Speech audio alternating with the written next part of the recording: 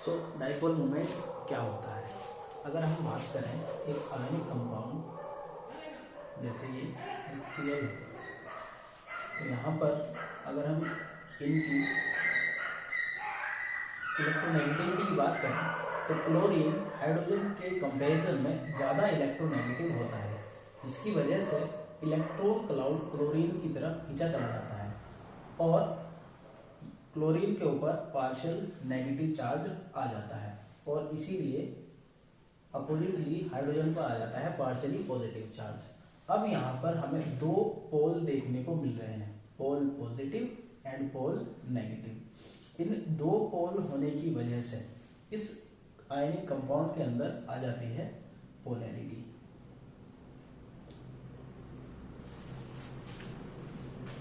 तो इस पोलैरिटी को मेजर करने के लिए हम एक टर्म पढ़ते हैं dipole moment.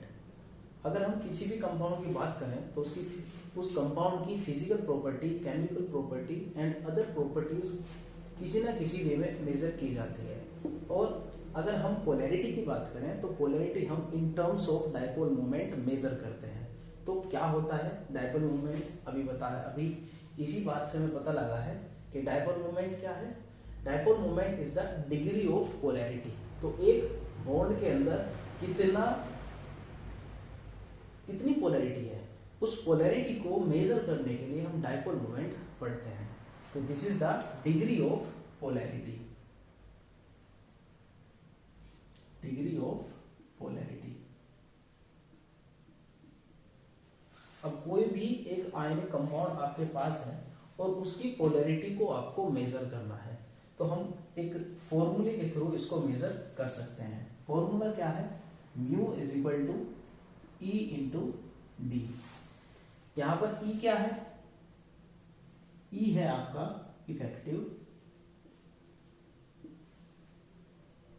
Charge, d is the bond length. अगर हमें किसी भी कंपाउंड का डाइपोल मोमेंट निकालना है तो हम इस फॉर्मूले से डाइपोल मोमेंट निकाल सकते हैं। तो एक एग्जांपल के थ्रू हम डाइपोल मोमेंट निकालना सीखेंगे। उससे पहले मैं बता देता हूं कि अगर हमारे पास कोई डाई एटॉमिक मॉलिक्यूल है तो उसका डाइपोल मोमेंट हम नॉर्मली यहां से निकाल लेते हैं, जैसे कि HCl का हम डायरेक्ट इस फॉर्मूले से निकाल सकते हैं। लेकिन अगर कोई पॉली एटॉमिक मॉलिक्यूल हमारे सामने है तो हम उसका कैसे निकालेंगे? तो पॉली एटॉमिक मॉलिक्यूल का डाइपोल मोमेंट निकालने के लिए हम फॉर्मूला यूज करते हैं mu is equal to square root of mu 1 square plus mu 2 square plus 2 mu 1 mu 2 into cos theta. अब यहाँ पर म्यू 1 म्यू 2 क्या है? अगर हमारे पास मान लीजिए H2O है, H2O एक बेंट शेप का मॉलिक्यूल होता है और ये पॉलीएटॉमिक है क्योंकि इसमें एक से ज्यादा है, दो से ज्यादा एटम मौजूद है। अब अगर बात करें तो यहाँ पर ये OH, ये पहले वाला बॉन्ड और ये दूसरे वाला बॉन्ड, इसका डाइपोल मोमेंट मान लीजिए म्यू 1 है और इसका मान लीजिए म्यू 2 है और इनके बीच का एंगल थीटा है। तो हम नॉर्मली इस फॉर्मूले को लगाकर इस मॉलिक्यूल का डाइपोल मोमेंट निकाल सकते हैं। तो ये तो बात हो गई डाइपोल मोमेंट निकालने की। तो डिग्री ऑफ पोलैरिटी हम दो तरीके से निकाल सकते हैं। पहला, अगर डाइएटॉमिक मॉलिक्यूल है तो mu is equal to e into d से निकाल सकते हैं, और अगर कोई पॉलीएटॉमिक मॉलिक्यूल है तो इस फॉर्मूले से हम डाइपोल मोमेंट निकाल सकते हैं। इससे हमें पता चल जाएगा डिग्री ऑफ पोलैरिटी का। अब अगर बात करें कि डाइपोल मोमेंट की क्या आवश्यकता पड़ी, क्यों पढ़ते हैं हम डाइपोल मोमेंट को, तो मॉलिक्यूल के डिटर्मिनेशन में हम इसका बहुत ज्यादा यूज करते हैं। तो अब हम इसके एप्लीकेशंस को देखेंगे।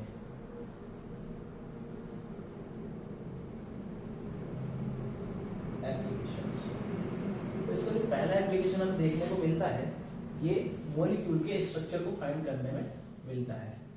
तो इन डिटर्मिनेशन ऑफ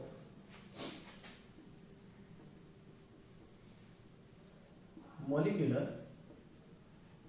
स्ट्रक्चर, तो तो मॉलिक्यूल का स्ट्रक्चर हम किस तरीके से मेजर कर सकते हैं। अब मान लीजिए हमारे पास कोई मॉलिक्यूल जैसे कि CH4 है, तो CH4 का अगर हम मॉलिक्यूलर डायग्राम बनाएं तो ये बनेगा ये।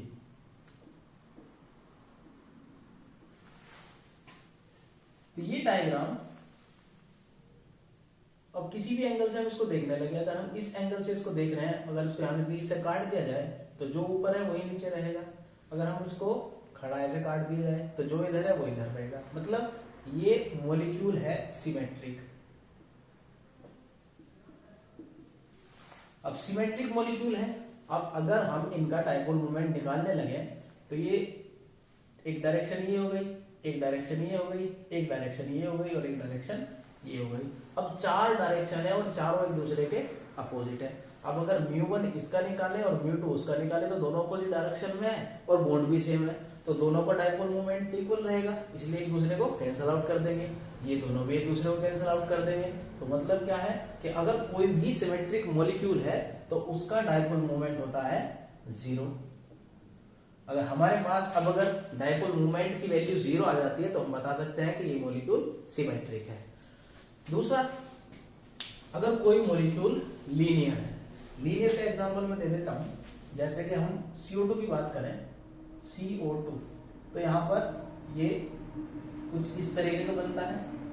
अब इस मॉलिक्यूल के अंदर हम देख सकते हैं कि जो बॉन्ड इस वाले के साथ में है और जो बॉन्ड यहाँ पर है, दोनों को आप μ1 और μ2 निकालें तो दोनों का इक्वल रहेगा, लेकिन दोनों ही ये अपोजिट डायरेक्शन में है। अब जब दोनों ही अपोजिट डायरेक्शन में है तो दोनों एक दूसरे के डायपोल मोमेंट को कैंसिल आउट कर देंगे, तो मतलब यहां पर भी 0 है। तो दूसरी बात क्या है कि अगर कोई मॉलिक्यूल लीनियर है तो लीनियर मॉलिक्यूल का डायपोल मोमेंट भी 0 होता है। तो अब हम बता सकते हैं मॉलिक्यूलर स्ट्रक्चर अगर लीनियर है या सिमेट्रिक है, दोनों ही केस में डायपोल मोमेंट 0 होता है। अब एक क्वेश्चन ये आ जाता है कि H2 मॉलिक्यूल है, अब इसका क्या केस होगा, क्योंकि हमें पता है H2O का मॉलिक्यूलर डायग्राम ये होता है बैंड शेप का। अब ये बैंड शेप का क्यों होता है, क्योंकि यहाँ पर 2 लोन पेयर प्रेजेंट होते हैं, इनके रिपल्सन की वजह से ये हो जाता है बैंड शेप का। अब क्योंकि ये लीनियर भी नहीं है, अब क्योंकि सिमेट्रिक भी नहीं है। अब सिमेट्रिक का मतलब क्या होगा, यहां पर रिपल्सन लोन पेयर की वजह से है। अब इनकी डायरेक्शन μ1 अगर इसका निकालें और μ2 इसका निकालें तो दोनों का अलग अलग। अब क्यों अलग अलग, क्योंकि ये बैंड शेप का है और इनके बीच में कुछ एंगल भी बना हुआ है, तो यहां से हम इसका कुछ ना कुछ डायपोल निकाल लेंगे। मतलब अगर कोई बैंड शेप का मॉलिक्यूल है तो वहां पर एंगल होने की वजह से हम एक दूसरे के अपोजिट नहीं है, लेकिन इनके बीच में एंगल है, तो अगर एंगल यहाँ पर है तो ये डायपोल मोमेंट कुछ ना कुछ वैल्यू जरूर देगा। यहाँ पर अगर हम इसकी बात करें, अगर डायपोल मोमेंट निकालने लगे तो क्योंकि इसके बीच में एंगल होता है 104 डिग्री, तो यहाँ पर डायपोल मोमेंट निकल जाएगा 1.84 डिवाई। ठीक है, अब ये कैसे निकला ये मैं सिखाऊंगा। इससे पहले हम सीख सकते हैं इसके बारे में कि और क्या क्या एप्लीकेशन इसके हैं। तो पहला एप्लीकेशन हम समझते हैं इन डिटर्मिनेशन ऑफ मॉलिक्यूलर स्ट्रक्चर। अगर मॉलिक्यूल सिमेट्रिक है तो डायपोल मोमेंट 0 होगा, अगर लीनियर है तब भी 0 होगा, लेकिन अगर कोई और शेप का है, क्योंकि बीच में एंगल कुछ आ रहा है और कुछ और शेप बन गई है इससे अलग, तो हम कह सकते हैं कि वहां पर डायपोल मोमेंट कुछ ना कुछ होगा। तो अब अगला एप्लीकेशन इसका देखते हैं क्या है।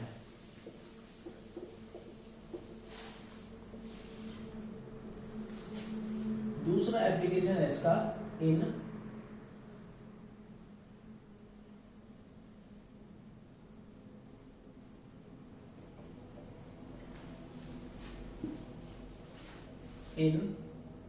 आइडेंटिफिकेशन ऑफ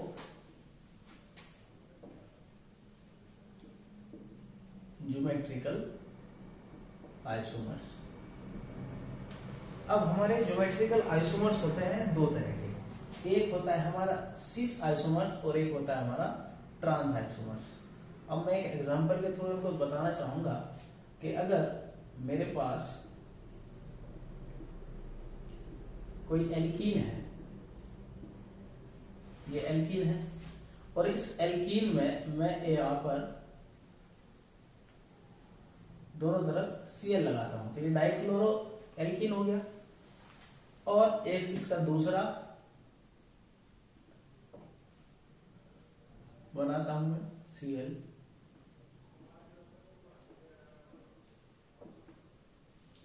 तो यहां पर हम देख सकते हैं इस केस में दोनों तरफ सेम ग्रुप लगे हुए हैं और यहां पर दोनों डिफरेंट हैं। तो जहां पर सेम ग्रुप लगे हुए होते हैं वो होता है हमारा सिस फॉर्म में, और जहां डिफरेंट ग्रुप लगे हुए होते हैं उसको बोलते हैं हम ट्रांसफॉर्म। तो ये दो फॉर्म है सिस एंड ट्रांस। अब अगर हम सिस का देखें तो सिस का डाइपोल मोमेंट आता है 1.89 dy और इसका आता है 0। अब ऐसा क्यों? क्योंकि हम देख सकते हैं कार्बन के फर्स्ट कार्बन पर जो ग्रुप लगे हुए हैं वो सेकंड कार्बन पर ग्रुप लगे हुए हैं उनके बिल्कुल डिफरेंट डायरेक्शन में है, और जब डायरेक्शन दोनों की डिफरेंट हो जाती है तो यहाँ पर डायपोल मोमेंट 0 होता है। क्योंकि सेम ग्रुप है तो डायपोल मोमेंट μ1 और μ2 सेम आएगा और दोनों हो जाएगा 0। अब इसकी बात करें तो यहाँ पर दोनों के दोनों, इसका डायपोल मोमेंट और इसका इस कार्बन 1 का डायपोल मोमेंट एंड कार्बन 2 का डायपोल मोमेंट दोनों का होगा डिफरेंट। अब डिफरेंट नहीं होगा, दोनों का सेम होगा, लेकिन क्योंकि डायरेक्शन दोनों की सेम रहेगी तो ये ऐड हो जाएगा, जिसकी वजह से ये 0 नहीं होगा। अब यही बात मैं बताना चाह रहा हूं कि अगर सिस फॉर्म है तो डायपोल मोमेंट समथिंग, एंड अगर ट्रांस फॉर्म है तो डायपोल मोमेंट 0। तो इससे हमें पता लग जाएगा कि सिस फॉर्म है या ट्रांस फॉर्म है। तो आई थिंक समझ में आ गया होगा। अब मैं अगले एप्लीकेशन की तरफ चलता हूं, उतार लीजिए।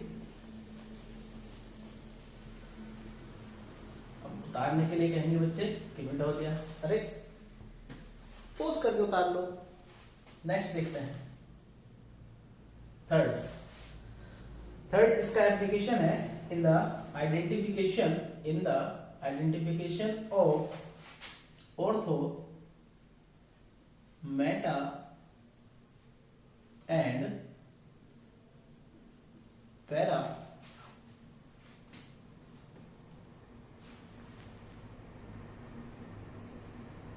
substituted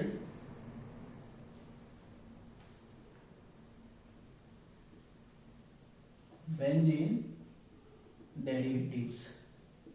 अब बेंजीन एक रिंग है और इसके बहुत सारे डेरिवेटिव होते हैं। अब इन डेरिवेटिव का हम पता कैसे लगाएं? हमें पता है कि बेंजीन पर लगने वाले ग्रुप उसको ortho Meta and para position देते हैं। जैसे कि मैं बात करूं Cl की, तो यहाँ पर Cl और यहाँ पर Cl है, तो ये हो गया हमारा ऑर्थो पोजीशन। ये पोजीशन हमारी ऑर्थो होती है, यहाँ Cl लग रहा है और यहाँ Cl लग रहा है, तो ये हो गया मेटा पोजीशन। अब यहाँ पे Cl है और यहाँ पे भी Cl है, तो ये हो गया हमारा पैरा। तो देख सकते हैं हम यहाँ पर ऑर्थो भी है, मेटा भी है एंड पैरा भी है। इसके डायपोल मोमेंट की बात करें तो इसका होता है 2.33 dy। मेटा की बात करें तो मेटा का होता है 1.55 dy, और इसकी बात करें तो इसका होता है 0। अब ऐसा क्यों? इसका 0 क्यों? क्योंकि हम देख रहे हैं कि यहाँ पर एक मॉलिक्यूलर सिमेट्री बन रही है, और जहां मॉलिक्यूलर सिमेट्री बनती है उसका डायपोल मोमेंट होता है 0। इस बात को हम पहले पॉइंट में समझ के आ चुके हैं। तो इसका डायपोल मोमेंट 0, इसका something, so dipole moment of para derivative is 0 due to symmetry. So बता लीजिए, अगले पॉइंट की तरफ चलते हैं।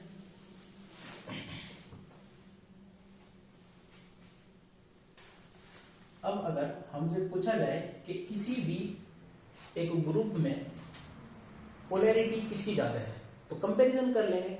जिसका डायपोल मोमेंट ज्यादा है उसकी पोलैरिटी भी ज्यादा है। कैसे? टू डिटरमाइन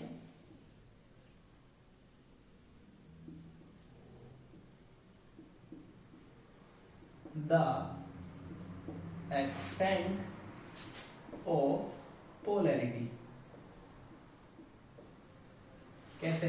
अगर हम बात करें HX की, तो इसके पास ये X क्या है? हमारा हैलोजन। मान लीजिए आपके पास HF है, HCl है, HBr है और HI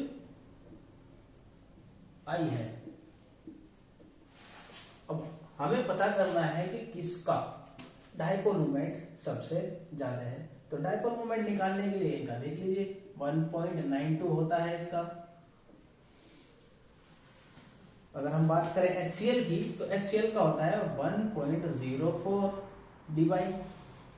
अगर हम HBr की बात करें तो इसका होता है 0.78 dy। HI की बात करें तो इसका होता है 0.38 dy। अब कंपैरिजन कर देख लीजिए, जिसका डाइपोल मोमेंट सबसे ज्यादा है उसी की पोलैरिटी भी सबसे ज्यादा है। तो हम देख सकते हैं HF का डाइपोल मोमेंट सबसे ज्यादा है, तो सबसे ज्यादा पोलैरिटी इसकी, इसके बाद HCl, इसके बाद HBr और उसके बाद HI। तो ये थर्ड पॉइंट हुआ जिससे हम बता सकते हैं कि कौन ज्यादा पोलर है। नेक्स्ट एंड लास्ट एप्लीकेशन देखते हैं जरा क्या है। इसका लास्ट एप्लीकेशन है कि जो बॉन्ड बन रहा है उस बॉन्ड के अंदर आयनिक कैरेक्टर कितना है। मींस टू डिटरमाइन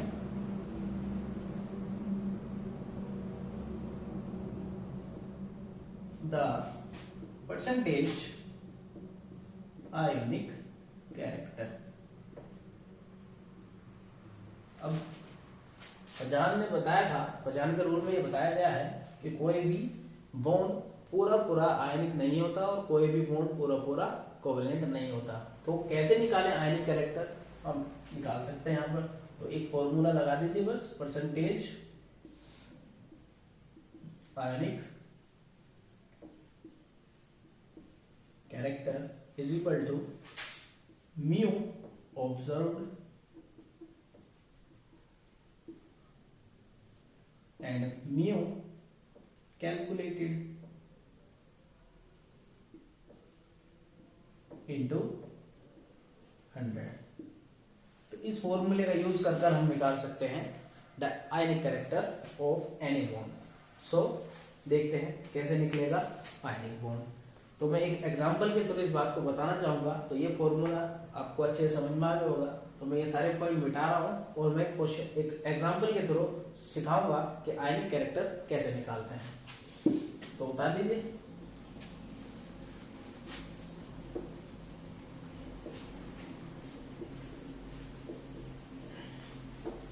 एक क्वेश्चन लिखता हूं मैं, जरा देखिए जरा। Find the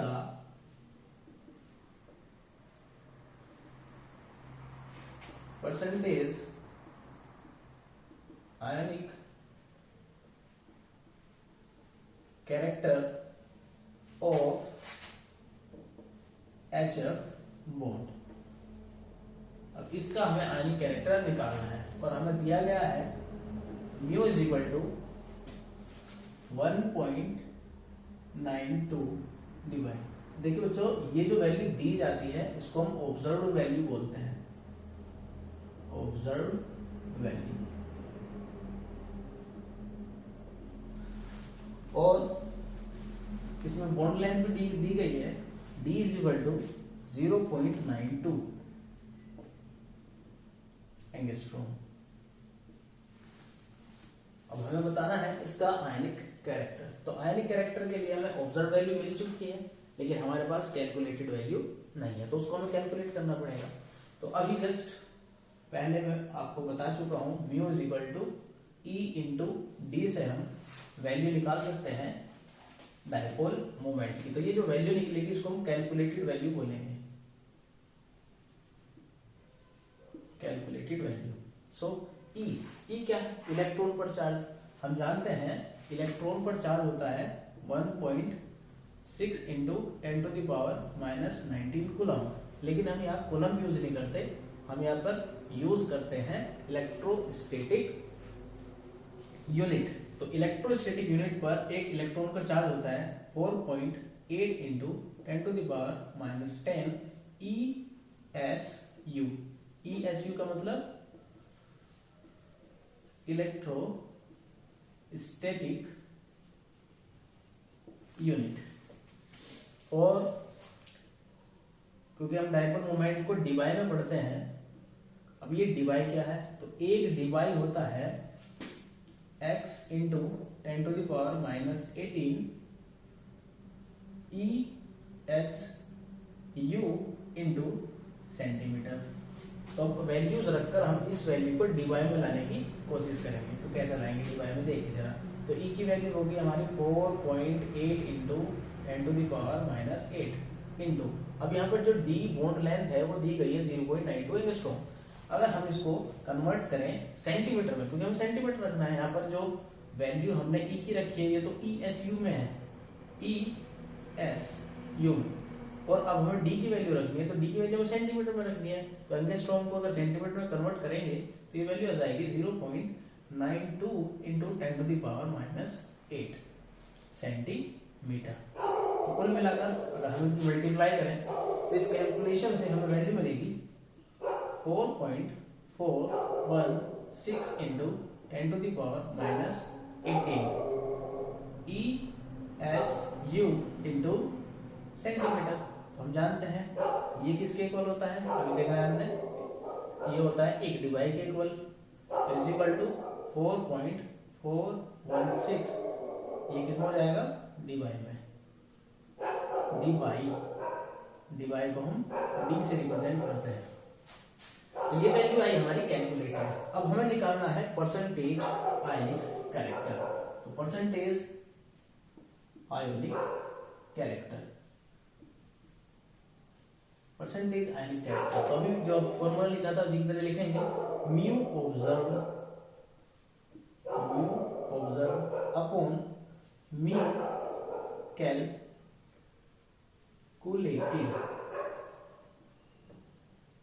multiply by 100। तो म्यू ऑब्जर्व, जो म्यू हमें दिया गया है, तो ये है आपका 1.92 अपॉन म्यू कैलकुलेटेड जो हमने अभी निकाला है, तो 4.416 इंटू 100। अब इसको सोल्व कर जो हमारी वैल्यू आएगी वो आ रही है 3.478%। This is the answer. तो डायरेक्ट मूवमेंट से रिलेटेड जो भी बातें हमारे बीएससी के सिलेबस में है वो सब मैं बता चुका हूँ। अगर आपको वीडियो अच्छी लगी हो, टॉपिक अच्छा लगा हो, तो प्लीज सपोर्ट कीजिए और चैनल को सब्सक्राइब कीजिए और साथ में बेल आइकन भी दबाइए।